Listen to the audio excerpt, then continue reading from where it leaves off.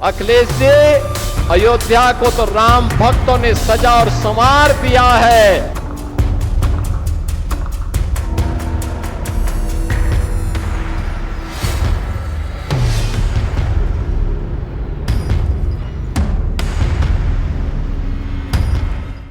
UP రాజకీయాల్లో అయోధ్య చుట్టూ political war peaks కు చేరింది.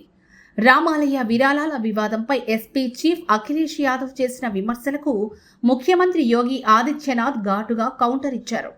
అఖిలేష్ జీ, మీరు అయోధ్య గురించి అస్సలు చింతించకండి, చేసిన తప్పులకు పశ్చాత్తాపడకండి, కనీసం ఒక్కసారైనా వెళ్లి రామ్లల్లాను దర్శించుకోండి, అప్పుడైనా మీకు మంచి బుద్ధొస్తుంది అంటూ యోగి కామెంట్స్ చేశారు. అంతేకాదు, అయోధ్య అయిపోయింది, ఇప్పుడు మధురలో శ్రీకృష్ణ జన్మభూమి విముక్తికి క్యాంపెయిన్ స్టార్ట్ చేద్దాం రమ్మంటూ సవాల్ విసిరారు. अयोध्या को तो राम भक्तों ने सजा और संवार दिया है, आप उसकी चिंता मत करिए, पश्चाताप करिए, एक बार रामलला का दर्शन कर लीजिए, कम से कम इसी से और सद्बुद्धि आएगी।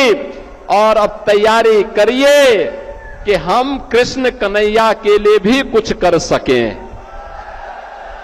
అంతకుముందు అఖిలేష్ యాదవ్ మాట్లాడుతూ అయోధ్యలో జరుగుతున్న దొంగతనాలను పర్యవేక్షించడానికి సీఎం యోగి అయోధ్యకు వెళ్తున్నారా?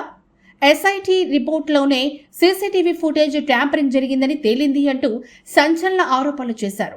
మరి దీనిపై హత్రాసు సభలో యోగి నిప్పులు చెరిగారు. గతంలో రాముడి భక్తులపై తూటాల వర్షం కురిపించింది మీ ఎస్పీ ప్రభుత్వం కాదా? మీ కాలంలో డబ్బులన్నీ కబరస్థాన్ల ప్రహరీ గోడలకెళ్తే మేం వాటిని ఆలయాల అభివృద్ధికి మళ్లించామంటూ ధ్వజమెత్తారు. एक खिसियानी बिल्ली खंबा नोचे वाली कहावत को चरितार्थ मत करो। अयोध्या अपनी पहचान के लिए आप पर मोहताज नहीं है, अयोध्या की अपनी पहचान है और अयोध्या ने अपनी पहचान को दुनिया के अंदर फिर से बनाया हुआ है.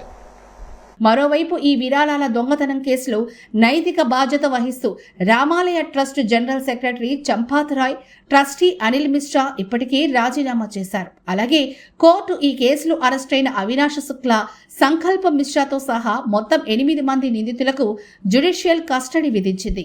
अखिलेश जी, अयोध्या को तो राम भक्तों ने सजा और संवार दिया है,